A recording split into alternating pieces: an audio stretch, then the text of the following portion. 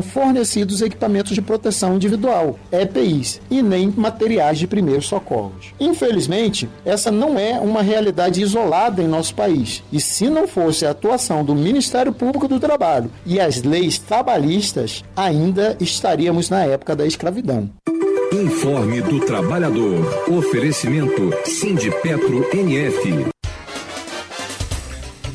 7h51 em Campos, de volta com Folha no Ar, aqui na Folha FM 98,3, aí no seu rádio, emissora do Grupo Folha da Manhã de Comunicação, e também você pode acompanhar este programa agora pelo Face, YouTube, Instagram, com as imagens aqui, ou se você preferir, daqui a pouco tem podcast. Esse mesmo programa fica disponível lá nessas redes aí para você assistir mais tarde, enfim, em todos os canais para você não perder nada. São 7h52 no Folha no Ar. Voltamos no oferecimento de Proteus Unimed Campos, Laboratório Plínio Bacelar, Vacina Plínio Bacelar, Coagro e Radmed Diagnósticos por Imagem.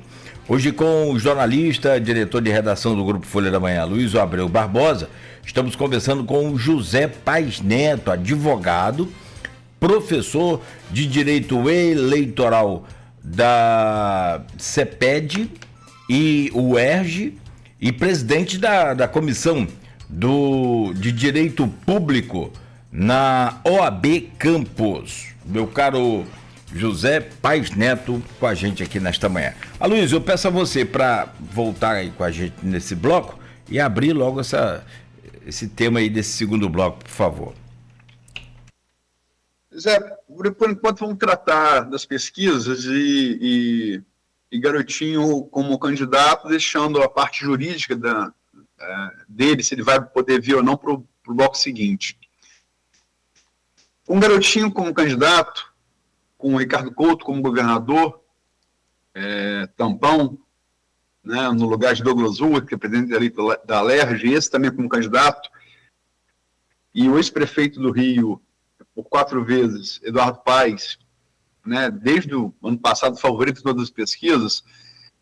Nós temos 3 pesquisas no final de julho. Né? A mais recente delas, que foi do Instituto Paraná, Paes apareceu no cenário estimulado, quando se apresenta o nome dos candidatos, né, com 48,8% de intenção de voto, 48,6%, Douglas Urra 11,1%, Garotinho 11%, é um empate quase numérico de Douglas Urra e Garotinho.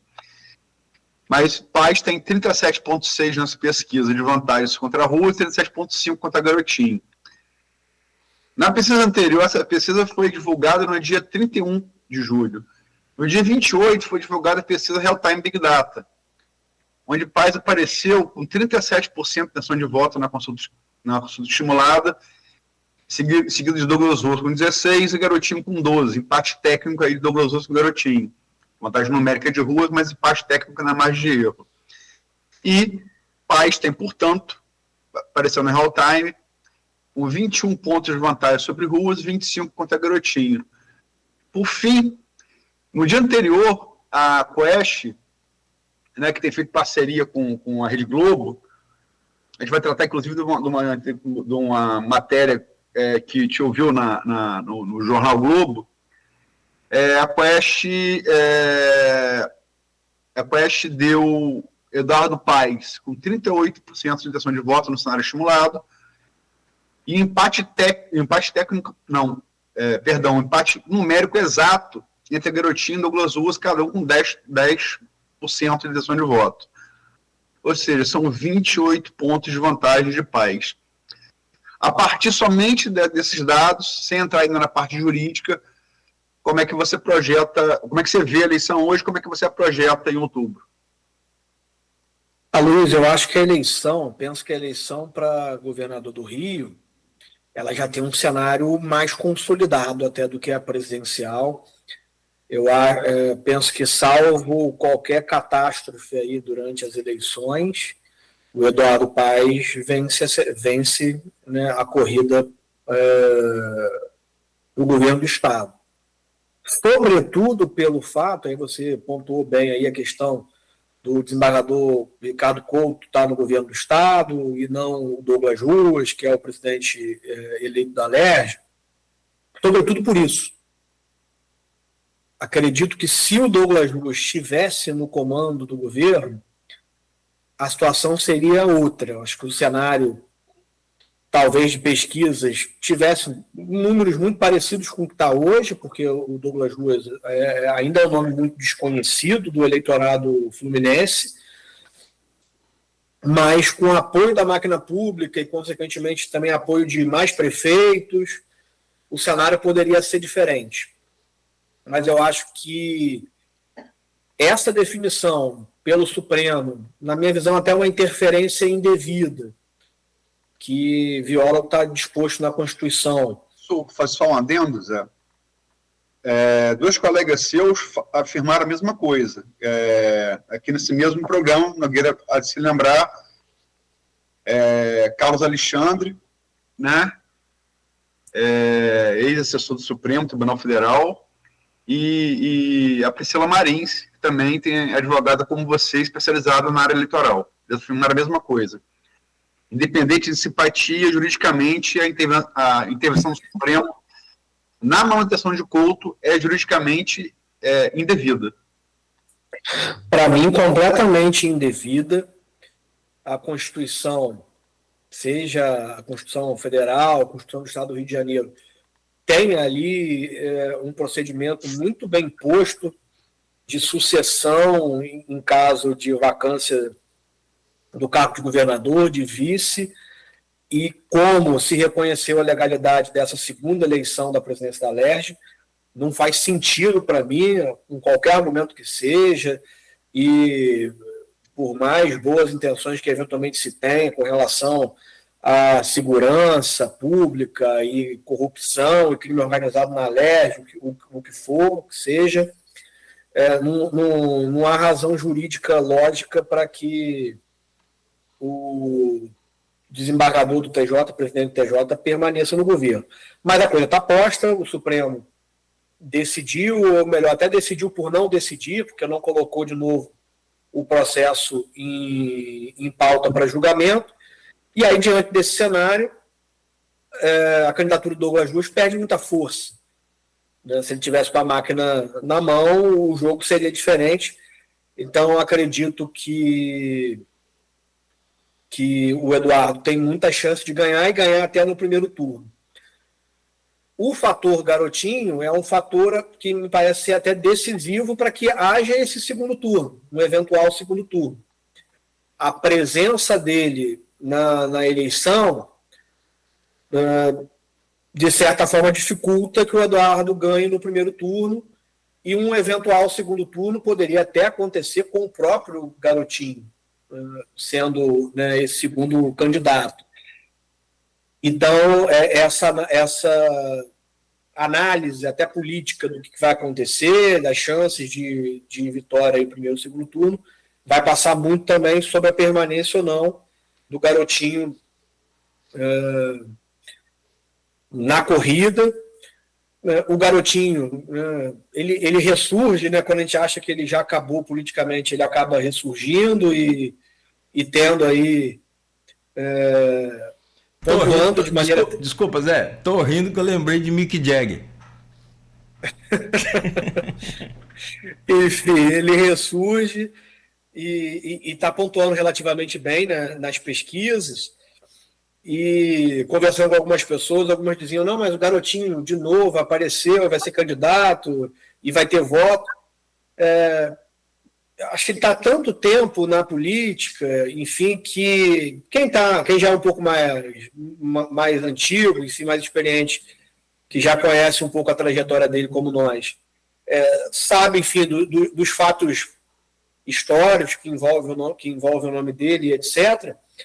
Mas as novas gerações, muitos nem conhecem o garotinho governador do estado, o garotinho prefeito, conhecem mais agora o garotinho do Instagram, do TikTok, dos podcasts. Então ele se posiciona ali até como um antissistema, né? Como se ele nunca tivesse feito parte do sistema. e isso dá uma sobrevida, né? E dá uma pontuação que ele tem tido aí nas pesquisas. Enfim, então acho que é um cenário, para mim, muito favorável para o Eduardo Paes, e a continuidade ou não da candidatura do Garotinho vai ser decisiva para apontar aí uma possibilidade ou não de segundo turno, até porque os outros candidatos que se apresentam aí na corrida, André Marinho, William Siri, o coronel candidato agora pela Missão, não me parecem que vão ter ali algum potencial de pontuar de uma forma minimamente razoável para permitir um segundo turno. Ô Zé, para a gente adiantar essa pauta, porque a gente vai, como a Luiz falou, falar muito aqui sobre termos técnicos que você conhece muito, é professor, é mestre, nesse caso Garotinho, também no caso Ricardo Couto. Só para fechar esse bloco, eu queria saber como você vê o cenário para senador. Esse ano o eleitor fluminense terá a chance de escolher 2 senadores. E aí você faz um recall aqui, você vai buscar a história. Pelo menos há uns 15 anos a esquerda não consegue fazer um senador no estado do Rio de Janeiro. A direita vem dominando isso aí, inclusive colocando o Romário, acho que com esse perfil de direita também, enfim. E esse ano aparece nessa última pesquisa que a gente tem, só rapidamente trazer aqui para você analisar, que foi feita pela Quaest, tem vários cenários, mas um desses cenários, e essa pesquisa foi feita ouvindo 1.200 pessoas de 21 a 28 de julho, agora, final do mês passado.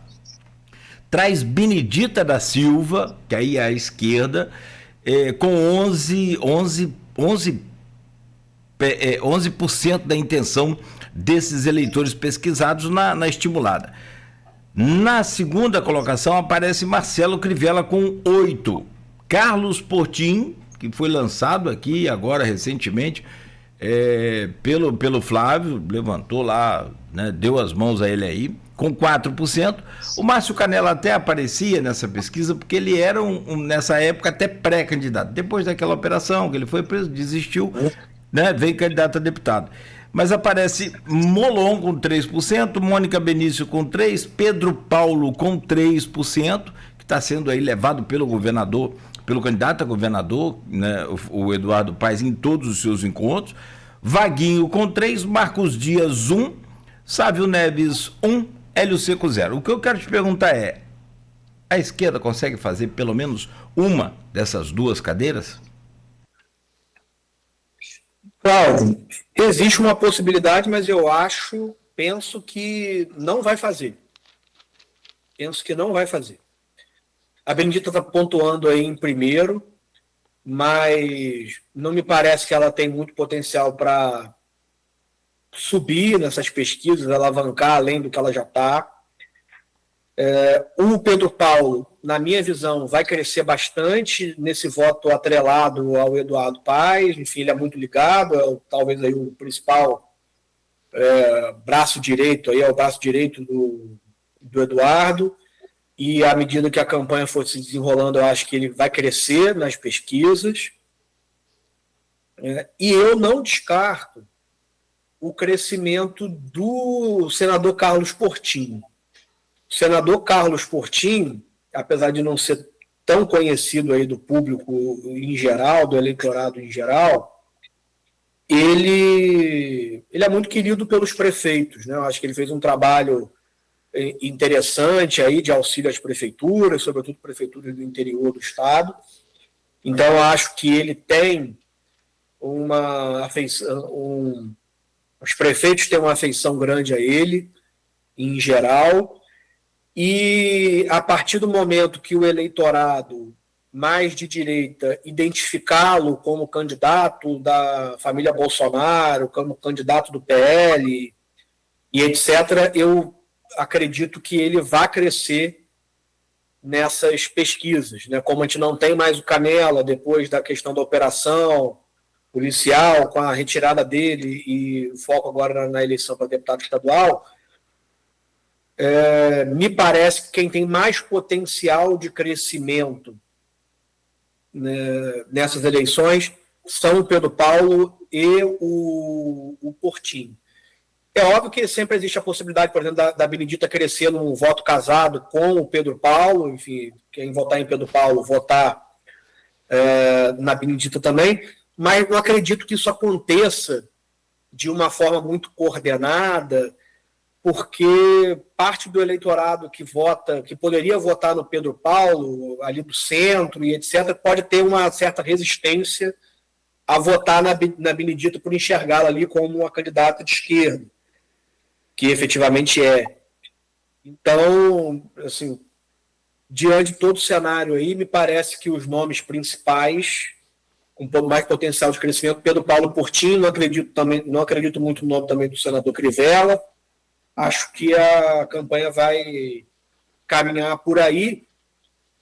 De certa forma, até uma mudança do que a gente enxergava se a gente fosse falar 3, 4 meses atrás, que a gente poderia até falar em eleição de 2 candidatos da própria direita, assim, da direita mais, vamos dizer assim, mais radical, né? Mas eu acho que a gente tem esse cenário hoje. Se me permite, concordo com sua análise. Até na questão dos crescimentos aí que você citou, né, já talvez pode dizer que se não houver um apoio firme aí, pode estar batendo o teto realmente, de alguns nomes, como você falou.